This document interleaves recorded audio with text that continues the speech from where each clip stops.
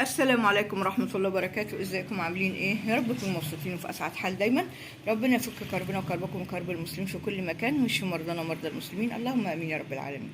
معاكم اختكم جنة رمضان مطبخ اكل بيتي وحلويات. جاي اعمل معاكم النهارده ان شاء الله شوربة خضار لذيذة جدا، خفيفة جدا، ممتعة جدا في اكلها لانها لذيذة. شوربة الخضار ان شاء الله بالكرنب، دي جديدة ان احنا ندخل اوراق الكرنب معانا في شوربة الخضار، بس هي لذيذة وكمان بتشيل الدهون من الجسم، يعني حريقة للدهون، فبتنفع ان شاء الله. معايا مقاديرنا ليها من قلب البيت. انا عندي بصلايه، عندي بطاطايه، عندي جزرايه، عندي فلفل حامي، فلفل اخضر رومي، واحدة طماطم، ومعلقة صلصة، معلش نسيت احطها في المقادير، عود من الكرفس، طبعا بصلاية جوانح اهيت، عندي زيت او سمنه اللي انت عايزه تحطيه حطيه لشوربه الخضار. عندي من التوابل جنزبيل، بابريكا، فلفل اسود وملح، مكعبات مرقه، ورق الغار. اكتر من كده ما عندناش، فنبدا على بركه الله ان شاء الله نشوف هنعمل ايه على البوتاجاز. يلا بينا حبايبي، قطعنا الخضار بتاعنا كده، طبعا غاسلينه، هنتوجه بقى على البوتاجاز نشوف هنعمل ايه. يلا بينا حبايبي. هنا معانا الحله بتاعتنا على النار، ربنا يكفينا شر النار عزوها في الدنيا وفي الاخره. هنحط طبعا الزيت، بسم الله، يعني زي معلقه زيت كده كفايه، مش كتير. عايزه تعملي بسمنه بزبده براحتك. هنسيبها تسخن ان شاء الله وبعدها هنشوف هنعمل ايه.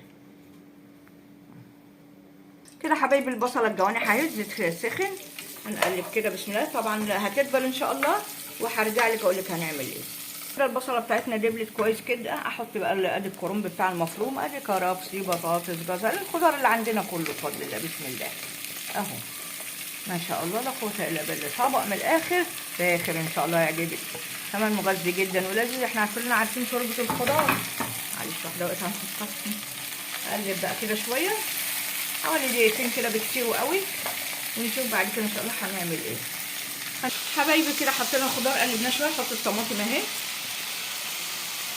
هنحط كمان مكعب مرقه، بسم الله، نحط التوابل بتاعتنا، بابريكا، كاري، جنزبيل، فلفل اسود، ملح كده، علشان يبقى ايه ريحتها جميله ان شاء الله كده. ونقلب تقليبه حلوه، بسم الله ما شاء الله لا قوه الا بالله. نقول لما اجعله هنحط دلوقتي الشوربه، يعني حوالي رجل كده، بسم الله. عندك الشوربه ميه وبرده مكعب مرقه كده هيغلي اهي، بسم الله ما شاء الله لا قوه الا بالله. لذيذه جدا الشوربه على فكره في الصيام، وخفيفه، تنفعك للسحور كمان، وكمان اقتصاديه، يعني انا ما بشوفهاش غاليه بصراحه، هي رخيصه الحمد لله اهي.